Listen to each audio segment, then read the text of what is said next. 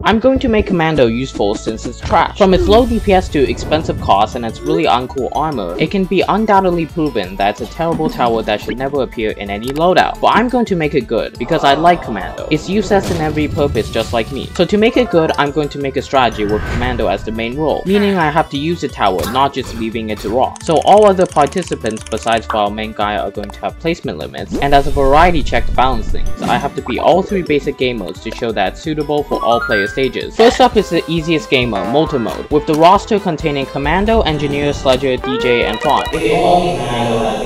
But as usual, the game began and I placed a Sledger, which failed its job and let a zombie slip through. This went on for a little while throughout the beginning wave, so I switched to farming to build up some cash, enough for me to place a second Sledger, which doubled my defense, but still let loose a few zombies. Now, was this a big problem? No. But I just couldn't let this go and unleashed the whole arsenal, which depleted my entire collection of cash, putting me in a dire situation, since I still had no hidden detection and wave 13 was approaching. But with enough state farm support, I replenished it quickly, and when the hiddens came, I rushed some engineers onto the field, holding the ghost back enough for me to survive. I traded this for the DJ, which brought me the sweet discount. So after many waves, I finally utilized the main guy. And after a few waves of spawn killing, mainly from the engineers, I maxed the Commando out, giving it a backpack of missiles that soared through the sky and then came down dooming all the zombies, which brought its DPS above all my other towers, meaning it was useful, somewhat. Following up with it, I upgraded the Sledgers some more, giving them critical hits, which killed the zombies in bulk, but that wasn't satisfying enough, so to pile up the DPS, I got more Commandos.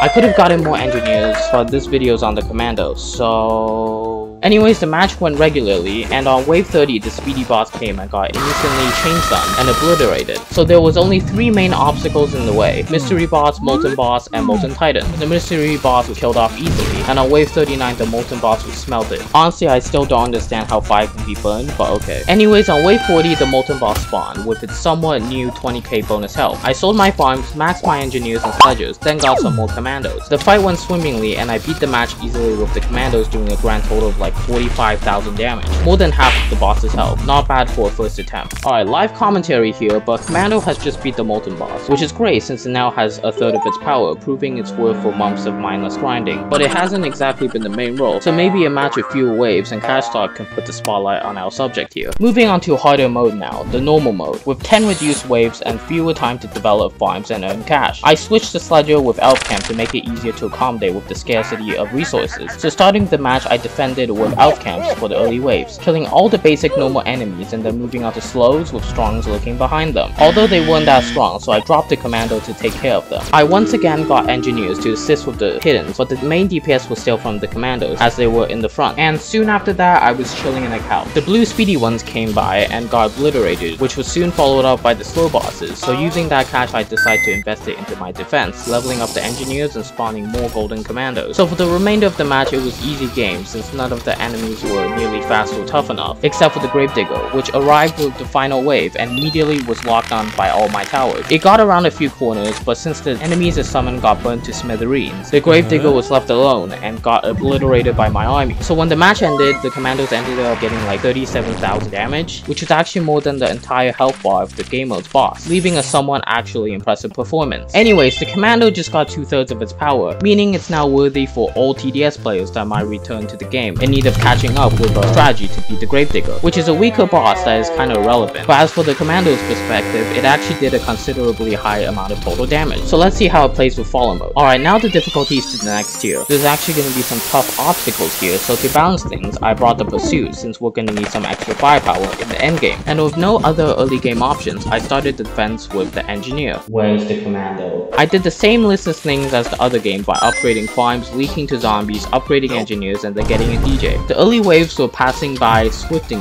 since I kept skipping waves, so the enemies piled up a bit, but by chipping them away slowly, I got past them easily. So easily that it was until halfway through the game when I realized I still haven't used the tower that was the purpose of this video, so I quickly slammed it on the island and maxed it out. Waves 20 to 29 passed easily with the lone Commando backed up by a horde of engineers. So followed up with the layout, I put more Commandos in the front, soaking up the stuns from the enemies and the cash in my bank. But as counterbalance, when wave 30 rolled by, the tank came and despite there being a huge blind spot in my defense, I took it down easily as soon as it came back into the firing range. Same things followed up with the next few tanks and the summoner boss, since I now had war sentries covering the entirety of the area now. So wave 38 and wave 39 were a piece of cake, but when wave 40 arrived, the Fallen King finally came, so I sent out the entire helicopter firing squad, which was enough to kill the Fallen Guardians before they looped around to attack my engineers. But I then found myself short of DPS since the boss used his healing move, regenerating back to 60% of its health, while it was already 55% through the map. So I spammed some commandos with my remaining cash, and after a few 10 seconds, the laser guys ended up taking down the Fallen King with a grand total of like 82,000 damage,